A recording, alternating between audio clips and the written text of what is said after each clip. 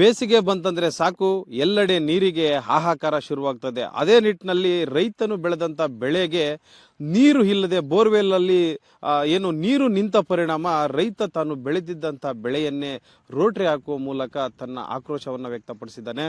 ನಾವೀಗ ಚಿಕ್ಕಬಳ್ಳಾಪುರ ತಾಲೂಕಿನ ಜೀಡ್ಮಾಕ್ಲಹಳ್ಳಿ ಗ್ರಾಮದಲ್ಲಿರುವಂತ ಅಖಿಲ್ ರೆಡ್ಡಿ ಅವರ ಒಂದು ತೋಟದಲ್ಲಿ ಇರುವಂತದ್ದು ನೋಡ್ತಾ ಇರ್ಬೋದು. ಅಂದ್ರೆ ಸುಮಾರು 2 ತಿಂಗಳು ಆಗಿತ್ತು ಈ ಒಂದು ಹೂಕೋಸು ಕಾಲಿಫ್ಲವರ್ ತೋಟವನ್ನ ಹಾಕಿ. ಕಳೆದ ಒಂದು 10 ದಿನಗಳ ಹಿಂದೆ ಅಷ್ಟೇ ಏನು ಬೋರ್ವೆಲ್ ನಲ್ಲಿ ನೀರು ಇದ್ದಕ್ಕಿದ್ದಂತೆ ನಿಂತು ಹೋದ ಪರಿಣಾಮ ರೈತ ಸಾಕಷ್ಟು ತೊಂದರೆಗೊಳಗಾಗಿದ್ದಾನೆ. ಅಕ್ಕಪಕ್ಕದ ಜಮೀನುಗಳಲ್ಲೂ ಕೂಡ ಬೋರ್ವೆಲ್ಗಳಲ್ಲೂ ನೀರು ಕಡಿಮೆ ಆದ ಕಾರಣ ಅವರಿಗೂ ಕಷ್ಟ ಆಗ್ತಿತ್ತು. ಈ ನಿಟ್ಟಿನಲ್ಲಿ ರೈತ ತಾನು ಬೆಳೆದಂತ ಬೆಳೆಯನ್ನ ಮೇಂಟೈನ್ ಮಾಡಲಾರದೆ, ಅಂದ್ರೆ ನೀರಿನಿಂದ ಏನು ಡ್ರಿಪ್ ಅನ್ನು ಹಾಕಿದ್ರು ಕೂಡ ಪ್ರತಿದಿನ ನೀರು ಬಿಡಬೇಕು. ಹೂಕೋಸು ಅಂತಂದ್ರೆ ಅಂದ್ರೆ ಕಾಲಿಫ್ಲವರ್ ಬೆಳೆಗೆ ಒಂದು ಹೂವು ಬಿಡುವಂತ ಸಂದರ್ಭದಲ್ಲಿ ಯಥೇಚ್ಛವಾಗಿ ನೀರು ಸಿಂಪಡಣೆ ಮಾಡಬೇಕಾಗ್ತದೆ.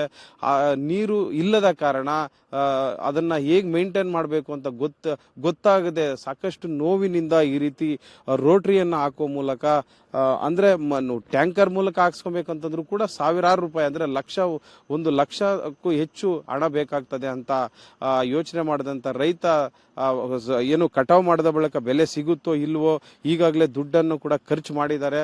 ಹೀಗಾಗಿ ಏನು ಬೇಸಿಗೆಯಿಂದ ಸಡನ್ ಆಗಿ ನೀರು ನಿಂತ ತಮ್ಮ ಬೋರ್ವೆಲ್ ನಲ್ಲಿ ನಿಂತ ಪರಿಣಾಮ ಈ ರೀತಿ ರೋಟ್ರಿಯನ್ನ ನಮ್ಮ ಜೊತೆ ಮಾತನಾಡೋದಕ್ಕೆ ರೈತ ಅಖಿಲ್ ರೆಡ್ಡಿ ಅವರಿದ್ದಾರೆ. ಬನ್ನಿ ಅವ್ರನ್ನೇ ಮಾತಾಡ್ಸೋಂತ ಪ್ರಯತ್ನ ಮಾಡೋಣ. ಅಖಿಲ್ ಅವರೇ, ಅಂದ್ರೆ ಯಾಕೆ ನೀವು ಈ ರೀತಿಯಾದಂತ ತೀರ್ಮಾನ ತಗೊಂಡ್ರಿ ರೋಟ್ರಿಗೆ ಅಂತ?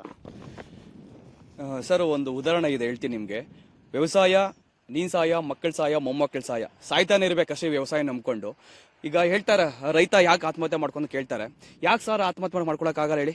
ವರ್ಷಕ್ಕೆ ಈ ತರ 1 ಬೆಳೆ 2 ಬೆಳೆ ಕೈ ಕೊಡ್ತಾ ಇದಾರೆ, ನೀವು ಬದುಕಕ್ಕಾಗುತ್ತಾ? ನಾವು ಸಾಲ ಮಾಡಿ ಬಂಡವಾಳ ಹಾಕಿರ್ತೀವಿ, ಸಡನ್ ಆಗಿ ಬೋರ್ವೆಲ್ ಕೈ ಕೊಡುತ್ತೆ. ಈಗ ಇನ್ ಕೇಸ್ ಏನಾದ್ರು ಬಂಡವಾಳ ಹಾಕಿ ಈಗ ಇನ್ ಕೇಸ್ ಏನಾದ್ರು ಬೆಳೆ ಆಗಿದ್ರು ರೇಟ್ ಸಿಗ್ತಾ ಇರಲಿಲ್ಲ.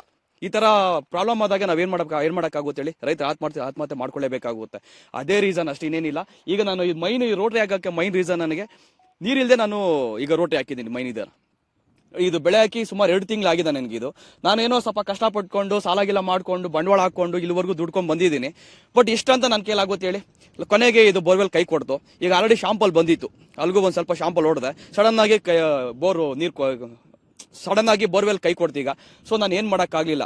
ಪ್ರತಿದಿನ ಇಲ್ಲ ನನ್ಗೆ ಹತ್ರ ಇರೋದು ನಾನು ಬಂದು ನೋಡ್ತಾ ಇರ್ತೀನಿ. ಸೊ ಬಂದು ನೋಡಿದಾಗೆಲ್ಲ ನಂಗೆ ಹೊಟ್ಟೆ ಉರಿದಾಗ್ತಿದೆ. ಏನು ಯಾಕಂದ್ರೆ ನೀರಿಲ್ದೆ ಒಣಗ್ತಾ ಇತ್ತಲ್ಲ. ಸಾಕಿರೋ ಮಗು ಯಾವ ತರ ನಮ್ ಹಾಕಿರೋ ಬಂಡವಾಳ ಬೆಳೆ ಅದೇ ತರ ನಮ್ಗೂ ಅದೇ ತರ ನಾವು ಇದು ಪ್ರೀಸ್ತೀವಿ, ನಾವ್ ಇಲ್ಲ ಅಂತ ಹೇಳಿಲ್ಲ. ಬಟ್ ಇದು ನೋವು ನೋಡ್ಕೊಂಡು ನಾ ಇರಕ್ಕಾಗ್ದೆ. ನಾನು ಕೊನೆಗೆ ನಾನು ರೋಟ್ರಿ ಹಾಕ್ಬಿಟ್ಟೆ. ಇನ್ ಕೇಸ್ ಏನಾದ್ರು ಅಕ್ಕಪಕ್ಕ ಕೇಳ ಅನ್ಕೊಂಡೆ. ಪಾಪ ಅಲ್ಗೂ ಸ್ವಲ್ಪ ದಿನ ಬಿಟ್ರು. ಬಟ್ ಅವ್ರಿಗೂ ಪಾಪ ಸಣ್ಣ ಆಗ್ಬಿಡ್ತು. ಇನ್ನೊಬ್ರಿಗೆ ಬಿಡಿಸ್ಕೊಂಡೆ, ಅವ್ರದ್ದು ಸಣ್ಣ ಆಗ್ಬಿಡ್ತು. ಇನ್ನೊಬ್ರು ಅದ್ರ ತೀರ ನಿಂತೋಗ್ಬಿಡ್ತು. ಸೊ ಹಾಗಾಗಿ ಏನಾಯ್ತು ಅಂದ್ರೆ ನಾನು ಈ ತೀರ್ಮಾನ ತಗೊಳಕ್ಕೆ ನನಗೆ ಬಟ್ ತುಂಬಾ ನೋವಿಂದ ಈ ತೀರ್ಮಾನ ತಗೊಂಡು ಇದು ಮಾಡ್ಬಿಟ್ಟ. ನನಗೆ ಇನ್ ಬೇರೆ ಆಪ್ಷನ್ ಇಲ್ಲ ನನಗೆ. ಇನ್ ಕೇಸ್ ಟ್ಯಾಂಕರ್ ಓಡಿಸ್ಬೇಕಂದ್ರೆ ಡೈಲಿ 10 ಟ್ಯಾಂಕರ್ ಬೇಕಾಗುತ್ತೆ. 10 ಟ್ಯಾಂಕರ್ ಅಂದ್ರೆ ನಾನು ಬಂಡವಾಳ ಹಾಕಕ್ಕಾಗಲ್ಲ. ಇನ್ ಕೇಸ್ ನಾನು ಬಂಡವಾಳ ಆಗ್ದೆ ಅನ್ಕೊಳ್ಳಿ, ಇನ್ ಕೇಸ್ ರೇಟ್ ಸಿಗುತ್ತೋ ಇಲ್ಲಿ ಹೇಳಕ್ಕಾಗಲ್ಲ. ಈಗಾಗಲೇ ನೊಂದಿದ್ದೀನಿ, ಮತ್ತೆ ನೋಯೋಕೆ ನಂಗೆ ಇಷ್ಟ ಇಲ್ಲ. ಸೊ ಹಾಗಾಗಿ ನಾನು ಈ ತೀರ್ಮಾನ ತಗೊಳಕ್ ಆಯ್ತು ಸರ್. ಇದು ಅಂದ್ರೆ ಈ ಭಾಗದಲ್ಲಿ ಯಾವ ರೀತಿ ನೀರು ಸಮಸ್ಯೆ ಆಗಿದೆ? ಅಂದ್ರೆ ಬೇಸಿಗೆ ಬಂತು, ಮಳೆ ಮೊನ್ನೆ ಕೂಡ ಮಳೆಗಳು ಅಷ್ಟೊಂದು ಇರ್ಲಿಲ್ಲ. ಸೊ ಹಾಗಾಗಿ ಯಾವ ರೀತಿ ನೀರಿಗೆ ಸಮಸ್ಯೆ ಇದೆ ಸರ್? ನಮ್ಗೆ ನೀರಿನ ಸಮಸ್ಯೆ ಈಗಿಂದಿಲ್ಲ ಸರ್, ತುಂಬಾ ವರ್ಷದಿಂದ ನಮ್ಗೆ ನೀರಿನ ಸಮಸ್ಯೆ ಇದೆ. ಹೆಂಗೆ ಅಂದ್ರೆ ಇನ್ ಕೇಸ್ ಏನಾದ್ರು ಕೆರೆ ತುಂಬಿ ಏನಾದ್ರು ಕೆರೆಯಲ್ಲಿ ನೀರಿದ್ರೆ ನಮ್ಗೆ ಬೋರ್ಗಳೆಲ್ಲ ಪಿಕಪ್ ಆಗ್ತವೆ.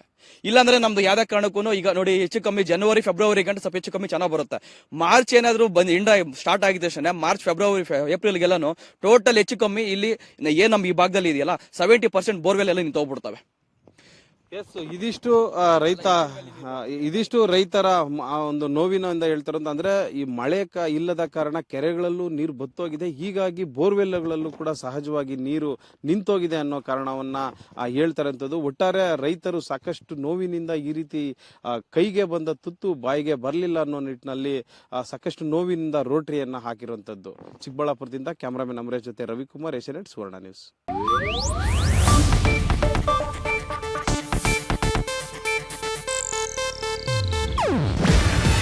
ಇದು ಏಷ್ಯಾನೆಟ್ ನ್ಯೂಸ್ ನೆಟ್ವರ್ಕ್ ಪ್ರಸ್ತುತಿ.